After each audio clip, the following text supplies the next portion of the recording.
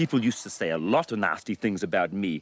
Oh, this guy's a lunatic. Oh, look at that psycho. He's gonna get us all killed. At the start of Jojo Rabbit, the Fox Searchlight fanfare segues into a Hitler Youth song, while the opening credits feature stock footage of Aryan children performing Heil Hitlers to a German-language version of I Wanna Hold Your Hand. This should give you a clue that Taika Waititi's new film is flirting with bad taste right from the start.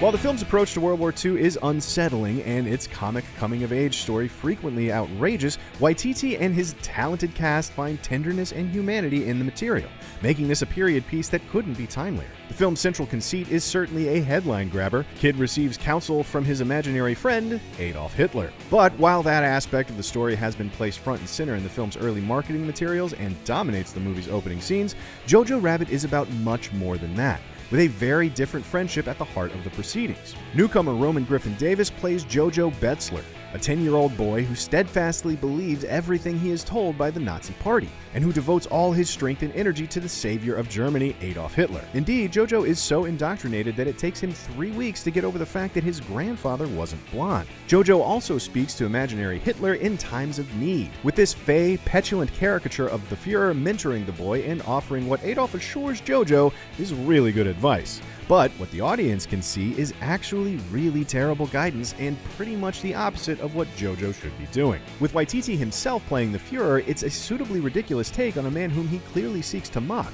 but it's also something of a one-joke scenario. When that novelty wears off, the movie wisely moves on to more serious matters. Jojo's mother, Rosie, is working for the resistance and hiding a Jewish girl named Elsa in the walls of their home. When Jojo discovers her existence, he initially sees an opportunity to impress his hero by turning Elsa in. But fearing that would point the finger of suspicion at his mother, Jojo comes up with an alternative plan: to interrogate Elsa in service of discovering everything he can about the Jews and to put that information in a book for the Fuhrer. So begins a tense, complex, and at times hilarious series of exchanges between the pair. Elsa, played with great emotional intelligence by Thomasin McKenzie, initially plays up the horrible stereotypes that Jojo has been taught about the Jews, in part to scare him. But she soon begins subtly undermining those notions, edging the boy toward the many contradictions, falsehoods, and outright lies he's been told, and in the process helping Jojo locate not only the truth, but also his own compassion and humanity.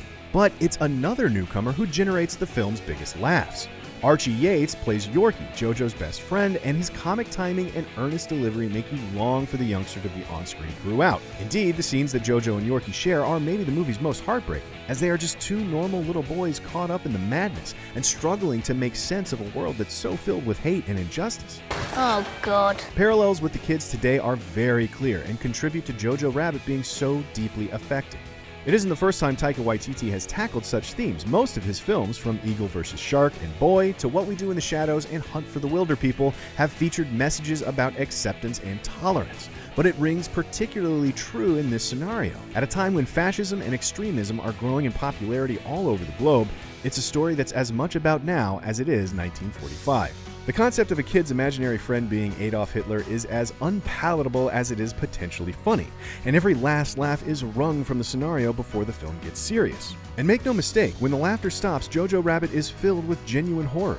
Taika Waititi nevertheless strikes just the right balance between comedy, tragedy, and drama, the result being a very funny World War II film that nevertheless carries an incredibly important message about the here and now. For more reviews, check out what we thought of Joker and Knives Out, and as always, be sure to follow and subscribe wherever you like to watch IGN.